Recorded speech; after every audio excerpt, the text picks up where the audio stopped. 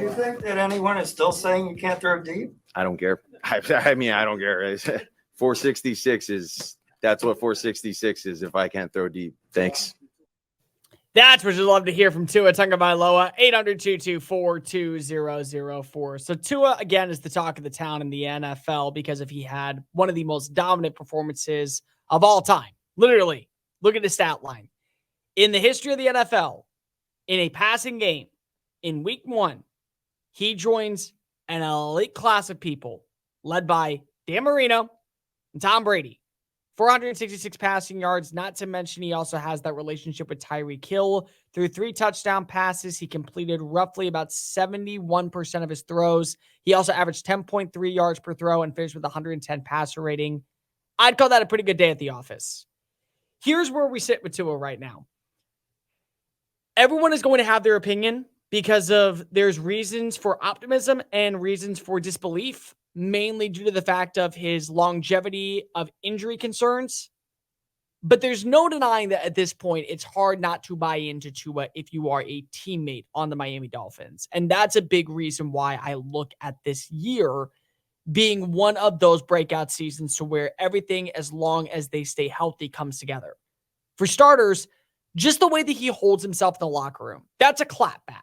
Now, it's the most politeful clapback I've ever heard and the most lackadaisical mic drop in the history of the sport, but still, it's a clapback.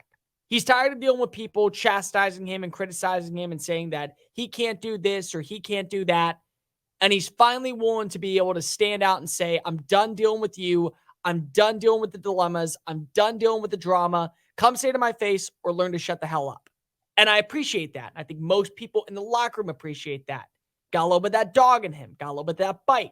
Gotta love seeing a bit more aggressive Tua. Because for years, he grew up in a household where respect was given. No matter what age you were, no matter who you were in the family, what you did, respect was given.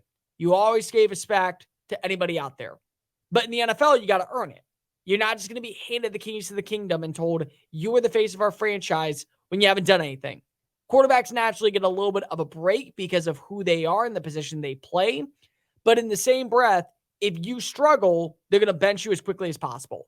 So that's automatically where Tua's earned that respect in the locker room. But with that alpha dog mentality, he's starting to look like other quarterbacks that we consider being the best in the NFL. Like, think about Patrick Mahomes. When Mahomes takes the podium, he says all the right things. He says, he's always been the media darling. People love him. They cannot wait to hear what he has to say about the game plan. But behind closed doors, I guarantee you, he's got that alpha bite when he's like, oh, I can't do this. Shut up and watch me prove you wrong. Let me show you why I am the GOAT in the NFL and no one can hold a candle next to my name. Joe Burrow. Joe Burrow is cool, calm, collective in every single media outing. He does not let the pressure get to him. He always acts like he is Joe Shiesty.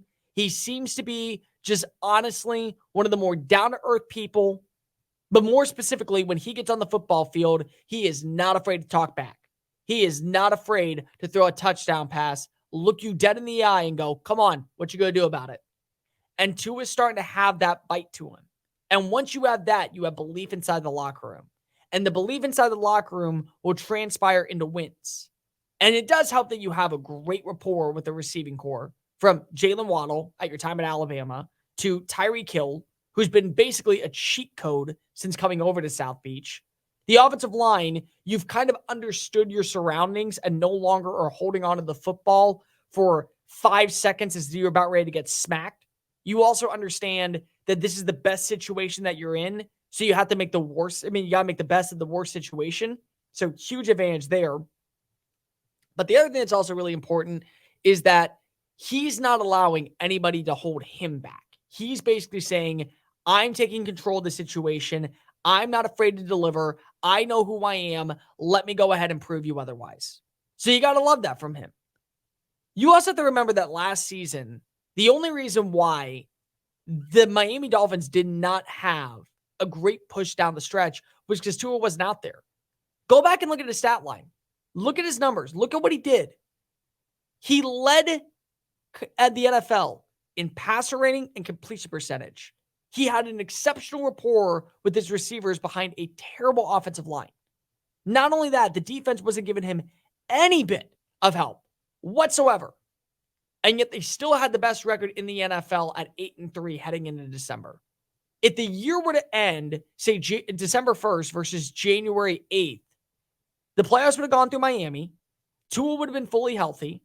The team would have looked probably exceptional when it came to the passing attack. And maybe Miami would have won multiple playoff games. And maybe the Dolphins would have ended up being a team that we would have seen in the Super Bowl. And right now, the way this team looks, especially with the revamped defense, especially with the same receivers back in the saddle, and another year in the system underneath Mike McDaniel, who is kind of a psychologist in a sense. He understands players and he understands what works and what doesn't. And he doesn't scheme up stuff that he knows that players can't handle.